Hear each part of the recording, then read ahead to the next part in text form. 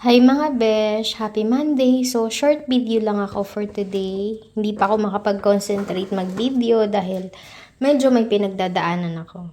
So, ayun, magpapak tayo ng mga pagkain ibibigay ko sa aking kaibigan. Meron ako dito pansit, kaluluto ko lang nito. Ito sopas kagabi. Tapos may cake tayo, tapos may chicken. So, tapos may turon pa sa rep. Ibibigay ko siya. Magkikita kami maya-mayang alas 3. Kasi ngayon ay maulan, kaya mayang alas 3 na lang maaraw. Ayan. So, itong chocolate cake, bigay to ng kaibigan ni Opang dumalaw dito. Eh, sobrang laki naman, kaya bibigay ko yung dalawang hiwa. Binigay sa akin kasi hindi kumakain si Opa ng chocolate cake. Fruit cake ang gusto niya. Tapos, ayan yung chicken. So, 'di ba? Ganyan ako ka-generous na kapitbahay. Charis. Kaysa naman sa itapon ko, siya hindi naman siya nakakapagluto. Kaya ito, bibigyan ko na lang siya. O, 'di ba bongga, parang galing sa handaan. May pansit, may sopas, may cake, may turon, at may chicken. Yun lang mga besh. So, magugas muna ako at uulan. Matutulog muna ako. Kain muna ako pala ng cake mga besh. Tara at makain. 1 hour later. So, ayan, ready na mga beshwap. Nakaidlip na ako. At ako'y gumising na syempre. Pupunta na tayo sentrum. Hatid natin itong pagkain sa kaibigan ko. Maulans. Makulimdim, malamig syempre.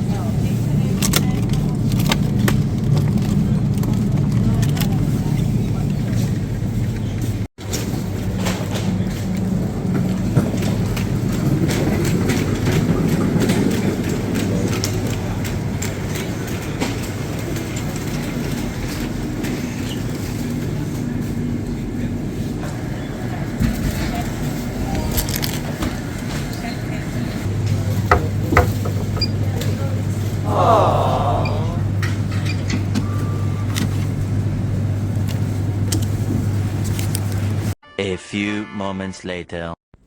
Di ba nakauwi na ako? Anong oras na ba? Tingnan natin. Alas 4 pa lang pero mukha ng alas 6. Naligpit ko ng aking mga pinamili. Ito, mag-aayos na lang ako ng bulaklak at saka itong chicken. Tapos na ako. Ay, magluluto pa pala ako ng dinner namin ni Opa. Later. Mga beshwap, alas 4 pa lang. 4:45 ganun. Pero tingnan nyo naman, ang dilim na. Nag-check ako ng mailbox at merong galing kay Sinterklaas. Di ba? Sino kayang may bigay nito? Ang bait naman ni Sinterklaas. There's a lot of people walking outside. People they are.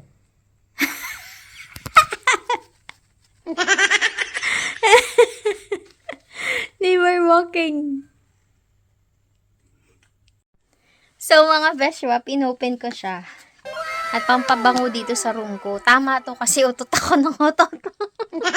Sabi ni Opa, galing daw to dun sa nanay at tatay nung sister-in-law niya. Kasi yung lugar, nakasulat kung saan galing. Ay, ang bait naman, di ba? Pati ako meron. Nakaka-touch. Kahit di ko sila kilala personally, di nila ako nakalimutan. Di ba? The next day. Good morning everyone. Happy Tuesday. So, nandito na ako sa Centrum. Nakabili na ako ng sirloin. Kasi magbi-beef na naman kami. At pupunta tayo sa grocery. Wait lang. Hindi masyadong malamig dito sa amin sa probinsya. Hindi katulad sa city. Grabing lamig. Tumatagos sa suot mong patong-patong.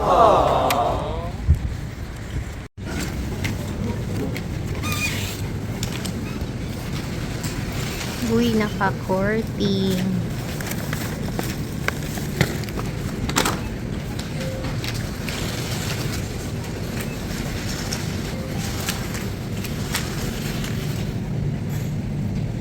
for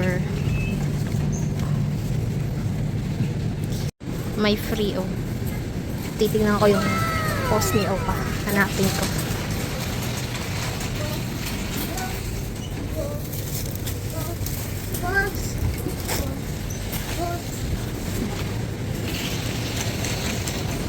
Ilang apple.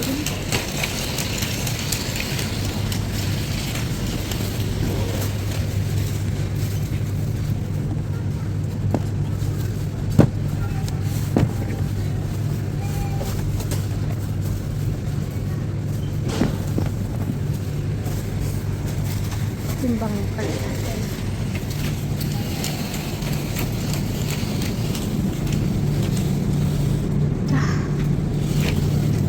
Ibang prutas.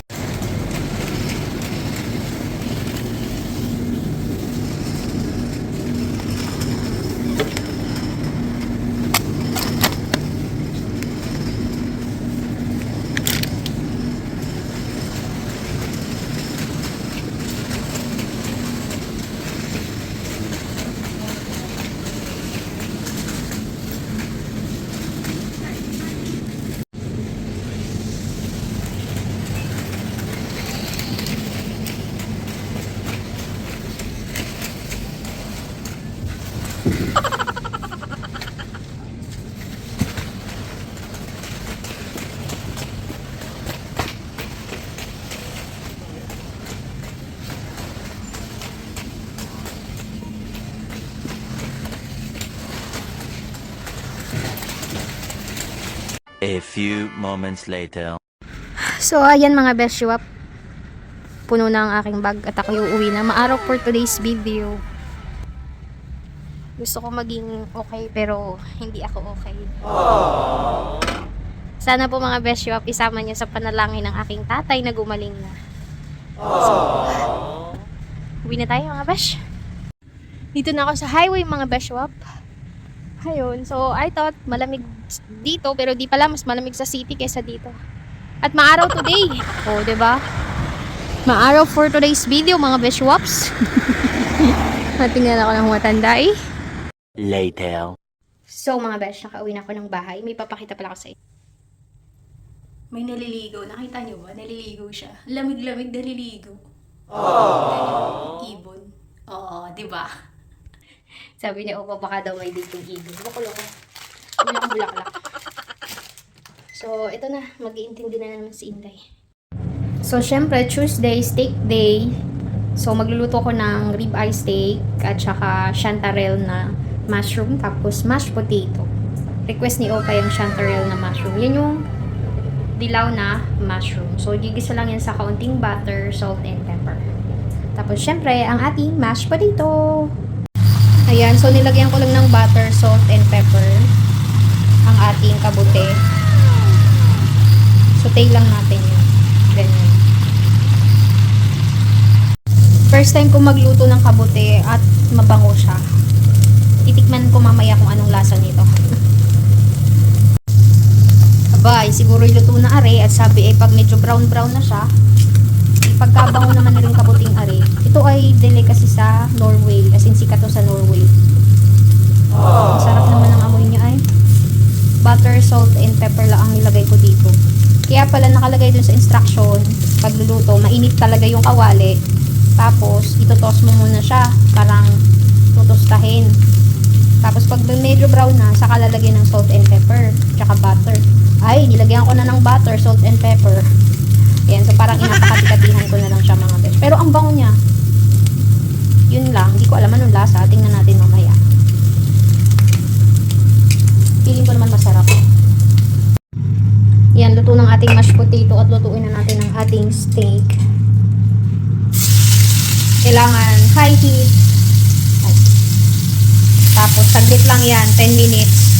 Balik-baliktad lang. Para sa gitna, ano pa siya, rare. Tapos sa labas, parang sunog na. Ganun ang tamang pagluto ng steak. Saglit lang. Nakita nyo? Pwede na to. Okay. Mukha lang sunog sa labas, pero sa loob yan. Ito, lalo na to malambot-lambot yung dito yan.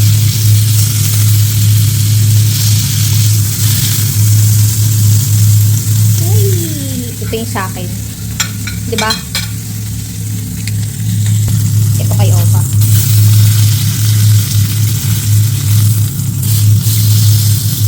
Nagluluto naman tayo ng sauce.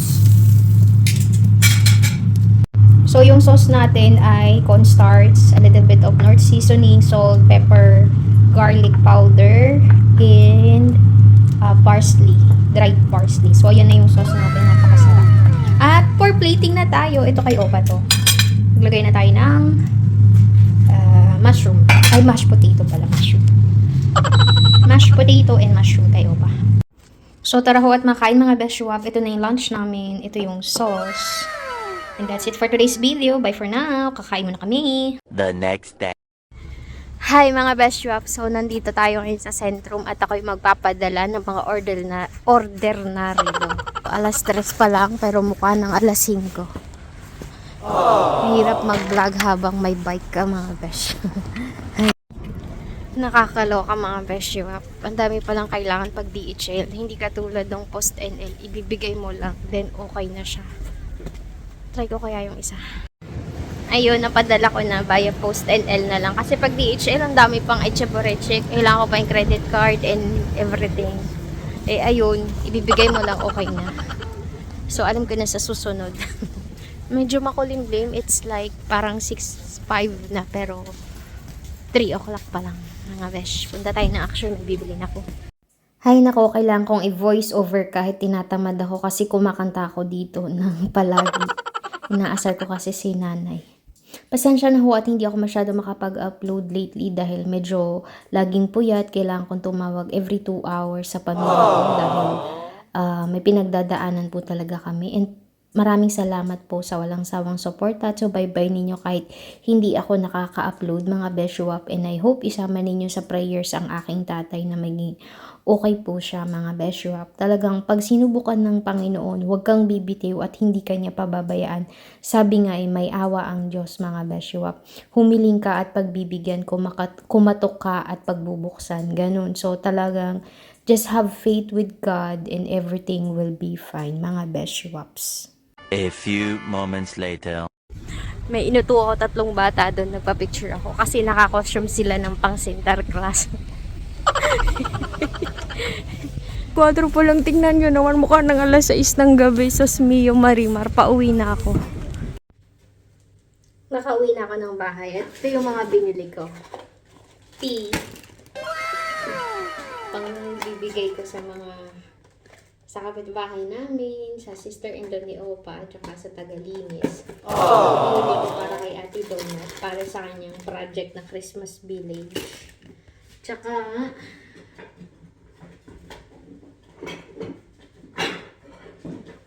ganda. Tasa. Papalitan ko yung mga tasa kasi pangit yung mga tasa. Nakakahiya. So, bumili ako ng 2 piraso. Ano pa? Yeah. Ito, mangkok, bowl. Kasi ko masyadong gamitin ko. Tsaka to, para sa lumpia. Para sa Pasko. Kasi dito magla-lunch yung anak ni Opa sa second day of Christmas, which is the 26 ng tanghali. Hi! Ito din. Dito. Partner sila. Tapos, ito, tea set. 2 binili ko kasi may pagre-regaluhan akong 2. So, yun lang. Alam nyo bang ilang linggo na lang? 2 weeks na lang, no? Christmas na. Pero, hindi ko nararamdaman yung Pasko. Kasi may pinagdadaanan yung pamilya namin. Kailangan namin maging matatag. Kailangan namin tanggapin. Kaya maaga pa lang, pinamigay ko na yung mga pamasko namin para sa mga pinsan ko. Kasi baka hindi na maintindi sa mga susunod na araw. Ang hirap ang hirap mag-decide. Sa ako na lang sasabihin kasi for now, I'm still hoping. Kahit 1% na lang yung natitirang pag-asa. I'm still hoping na nga, besh. Kaya hindi ako masyadong nag-upload or nag-vlog kasi talagang For the past 3 weeks, may pinagdadaanan yung pamilya namin. Ayun, sama niyo ako sa dasal. Mahirap nga besh. Pero nga pala, dumating yung tagalinis namin ng garden. And gumanda na yung garden namin. Nilinis nila yung garden. Kasi puro ano yun eh. Hindi ko nakita yung before. Hindi ko nabigay yung before. Tapos after. Ang ganda na niya. So that's it for today's video mga Dashwap. And bye for now.